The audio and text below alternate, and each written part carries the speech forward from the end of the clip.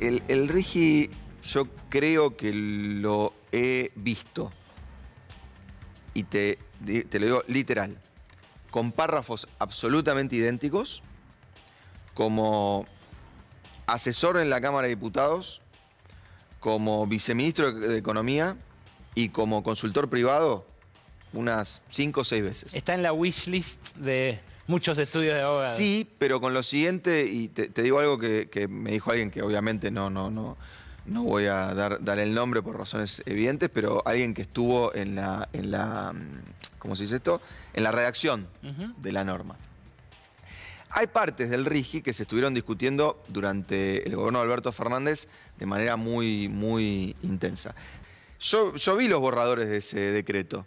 Cuando gobernaba Alberto Fernández, el pedido de las compañías era 50%. Y en las discusiones que yo tenía con ellas, en mi carácter de consultor, un poco la discusión era, che, mirá, vamos con 50, si terminamos con 30 festejamos, si terminamos con 10 nos cagaron, terminamos con 20, todos felices. La ley les da 100. Uno de los autores de ese texto me dijo, che, yo mandé 100 porque pensé que con un libertario iba a volver 50. Y le dio 100. Pero arriba de eso le bajó los impuestos. Claro. Y arriba de eso le da un juicio en el CIADI. Entonces, para mí, el punto... Y te digo, yo negocié el acuerdo con Chevron, digamos, no es que estoy en contra de esta lógica que tendría algún sentido en la economía argentina en este aspecto. Autoabastecimiento, no importa. De hecho, es lo contrario. Sí, claro. Si a vos te falta agua, primero la minera, después la gente. Literalmente. Sí, sí. Bueno, ok, ponele, que te concedo esa. No la entiendo, pero ponele que te concedo esa. Impuestos, se los bajamos. Retenciones, se la eliminamos. Entonces yo venía leyendo el RIGI y digo, pero ahora viene lo bueno, ahora le venden todos los dólares al Banco Central. No, ninguno. Entonces todo bien, pero eso es una economía en clave. Claro. Hay economías de enclave que funcionan en el mundo. Conozco 2, Angola y Nigeria, con regímenes muy parecidos al RIGI. No creo que ni el más liberal de los libertarios se anime a mudarse a una de esas economías.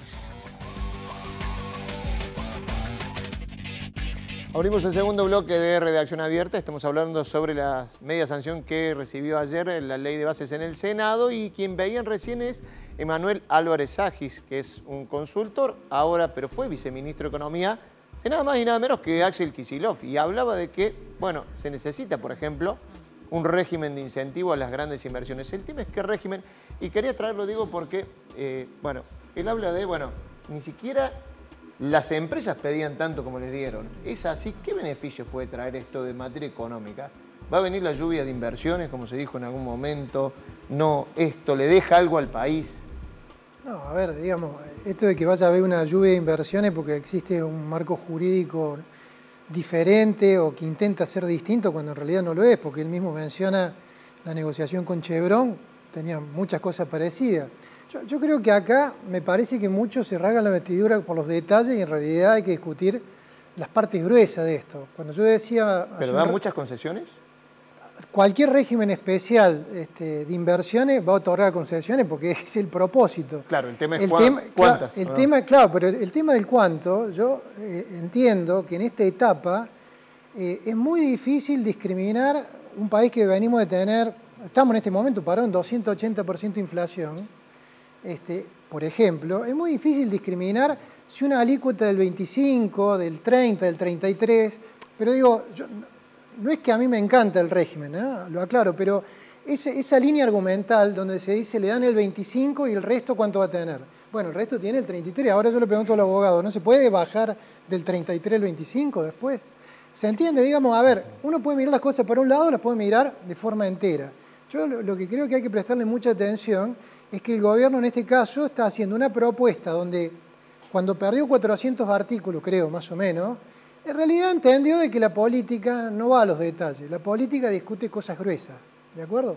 Y yo creo que discutir este contenido que está a medio camino en terminar de ser aprobado, por los detalles, para mí, conociendo un poco la política, cómo funciona y los programas económicos, creo que es un error.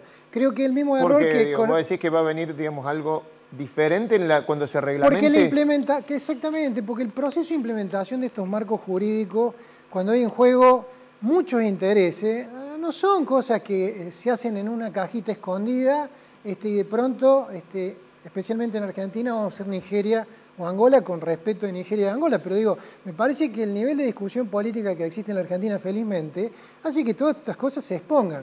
Está bien, pero cuando vos das de máxima, digamos, todos los beneficios y por ahí, digamos, decir para el Estado, ¿qué? Digamos, a eso me refiero. Claro, bueno, pero a ver, vamos al revés el razonamiento. Yo digo, parece que el régimen dice, estos van a ser privilegiados y el resto van a ser condenados. El resto somos todos nosotros.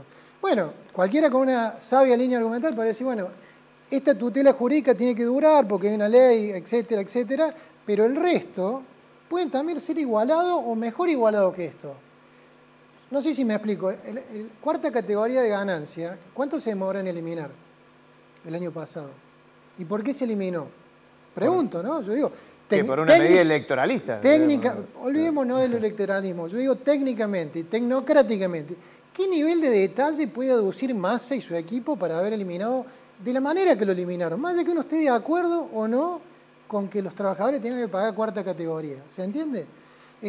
Con lo cual yo digo, en este aspecto, discutir de nuevo este marco jurídico general, por los detalles para mí es perder el tiempo y creo que muchos ¿Pero vos crees que va a ser beneficioso? Muchos que creo que entran en eso van a terminar en una trampa, porque como pasó muchas veces en la Argentina, mientras se discuten los detalles, las cosas principales pasan por otro lugar. Sí, es verdad. Yo creo, y sí, en esto doy mi opinión respecto del contenido, creo que Argentina necesita regímenes especiales para tratar ciertos estándares de inversiones, no con los alcances que se han definido en este caso. Yo creo que no es que se le ha dado mucho, creo que no se ha hecho una real discusión de hasta dónde se quería llegar, porque si prestamos atención a todo este proceso, ¿no?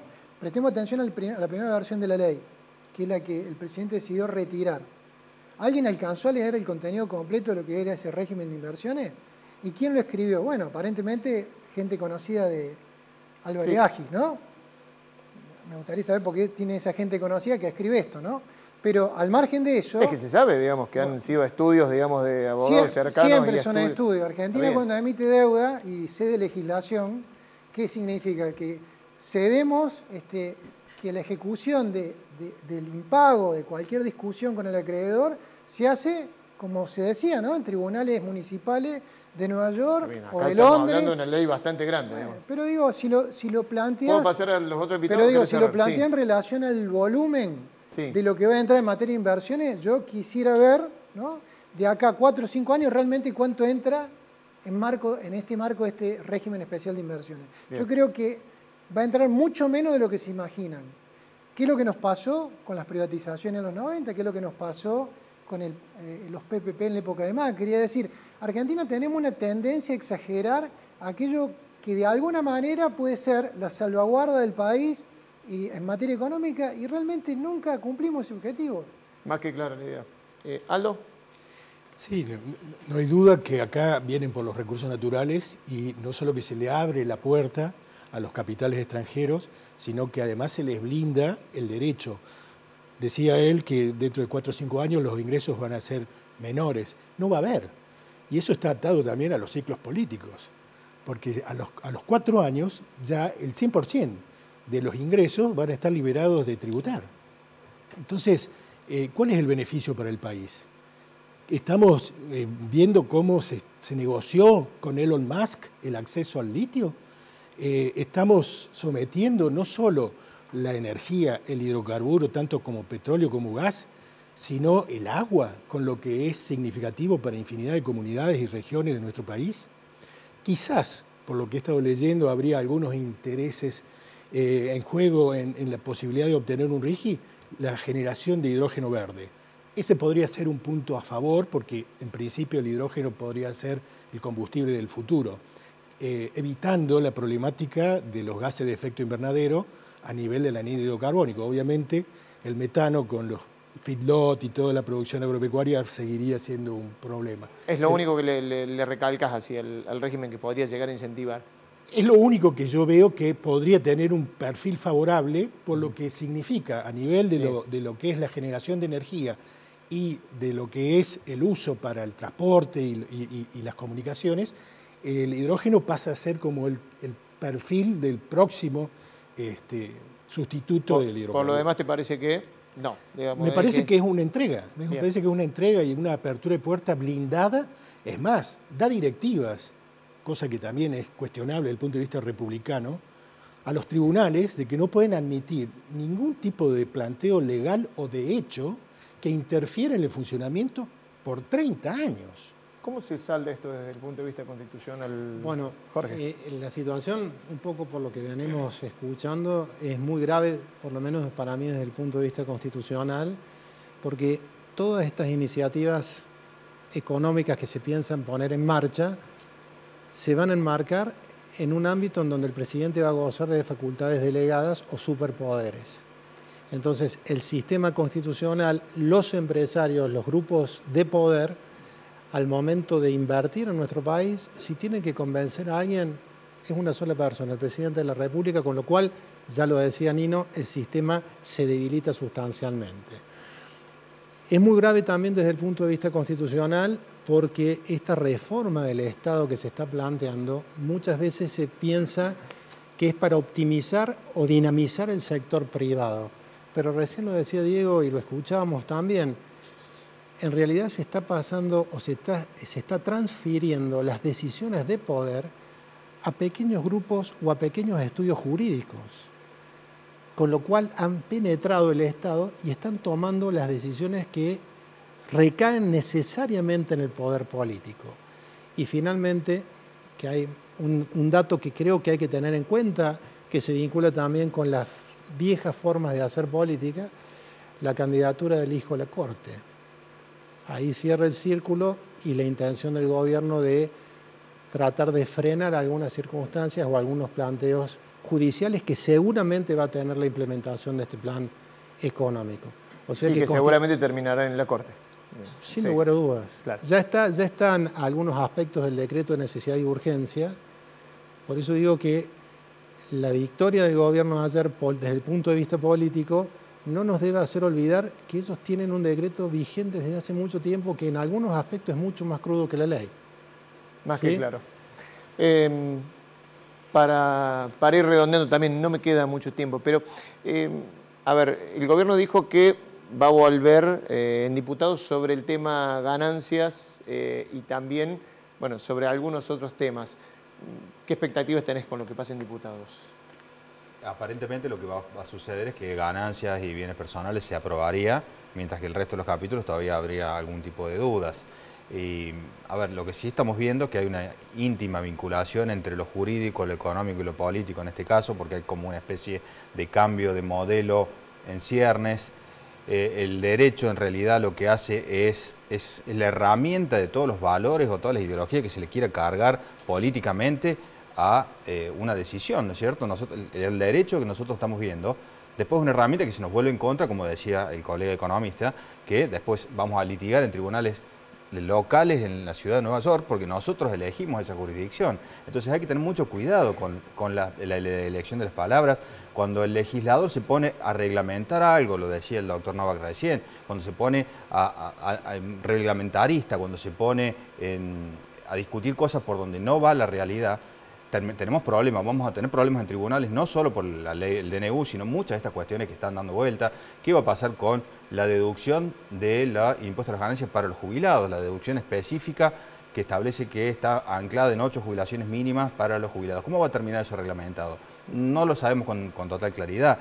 ¿Cómo va a quedar establecido el monotributo para los trabajadores autónomos? Bueno, muchas de estas cuestiones que hoy parecen estar resueltas, después tenemos que ver cómo van a ser reglamentadas estas cuestiones. Ahí es donde vienen siempre los excesos y ahí viene la litigiosidad y ahí es donde la política no puede implementar los valores que quisiera interponer. Javier. Sí, a mí me parece que a la gente en general, cuando hablamos de los sondeos antes y demás, todas estas cosas les resultan absolutamente abstractas. O sea, hay muchísima gente, cuando hablamos de los trabajadores y demás, según el último relevamiento del INDEC, esto era más o menos la mitad de los trabajadores privados está empleado de manera precaria. En negro. Monotributistas. Sí. Informales. Claro, todo informales. Entonces, ahí es donde uno dice, bueno, indudablemente que hay un montón de gente acá a la que no le mueve el perímetro de esta discusión. Entonces, yo coincido con Aldo de esta cuestión de, bueno, no hay que entregar los recursos naturales, pero la realidad es que Argentina se puso solo en una situación en donde tiene que ceder mucho y aceptar, resignar muchas cosas para que vuelvan a creer de alguna manera en lo suyo.